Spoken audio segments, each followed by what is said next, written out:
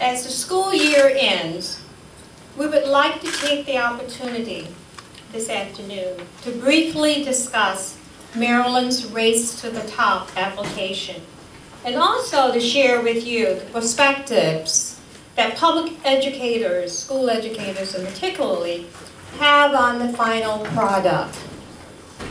But I also want to look forward to the important work that remains to be done on the Maryland Council for Educator Effectiveness, whose 21 members will interpret the terms included in the new federal grant program and state education reform law. This council will help define and flesh out some of the most crucial components of the applications, including how teachers and principals will be evaluated, what constitutes an effective or highly effective educator, and more.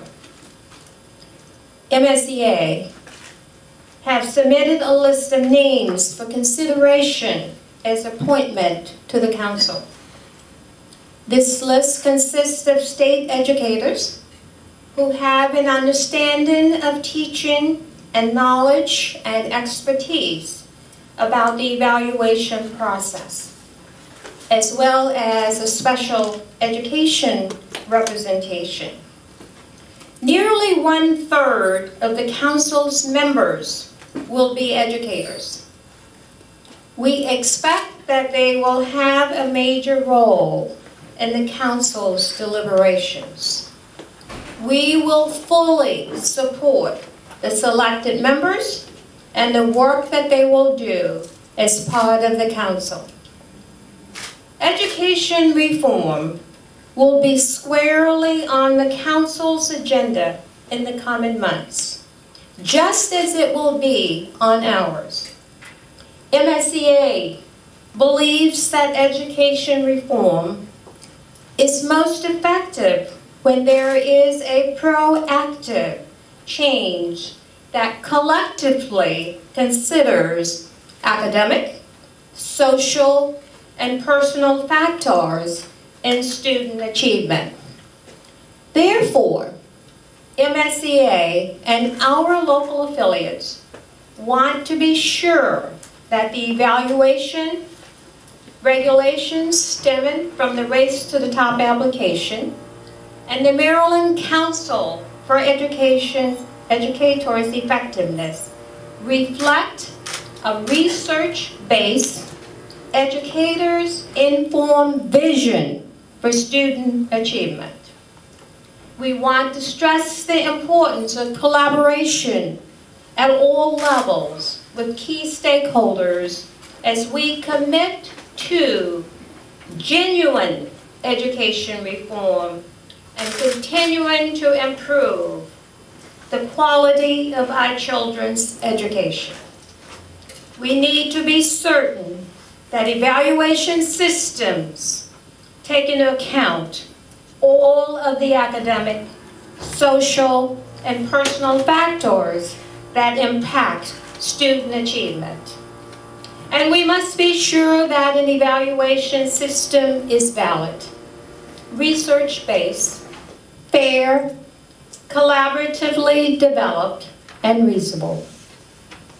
There are many regulatory questions regarding the impact of Maryland's Race to the Top application, which remain unanswered, and will need to be answered by the Council and by MSDE. What are the definitions of a highly effective and an effective teacher? What is the goal of teacher evaluation? We need to make sure that the goal is to improve teaching and learning. Decades of research have shown that evaluations alone do not improve teacher performance. What will be implemented to ensure that the evaluation is used as a tool to improve performance?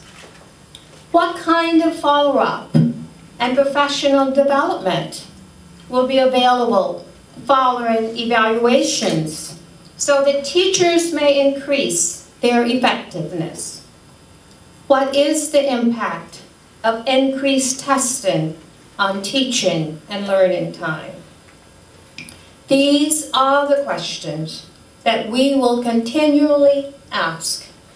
They are the questions that the educators on the council will continually ask. And they are the questions that we all must continually ask in order to ensure that we not only have highly effective teachers, but reforms that actually work.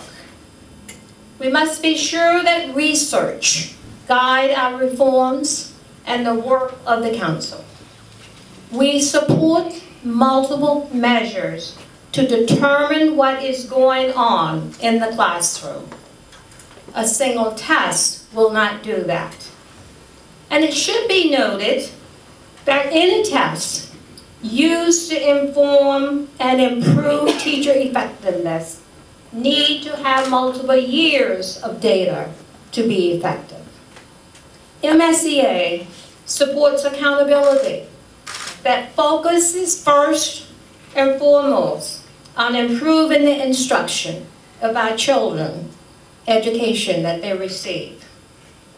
National education experts agree that the fundamental goal of teacher evaluation should be to improve teaching and learning.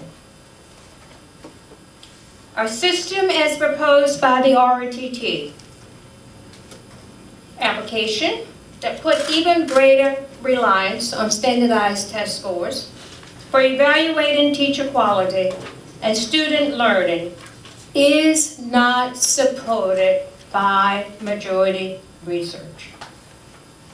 Dr. Laura Goh of Educational Testing Service and Olivia Little of the University of Wisconsin-Madison have thoroughly researched the uses of evaluation to improve teacher effectiveness.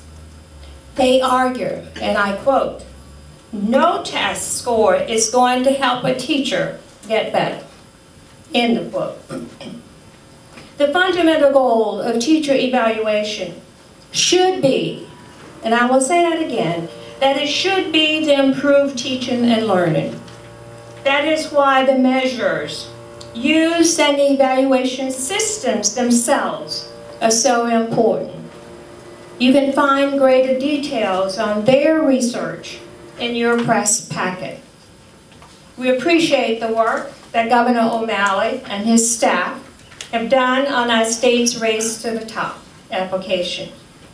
Educators across the state have cause to be pleased about some reforms, such as the application's inclusion of the Breakthrough Center and the council itself.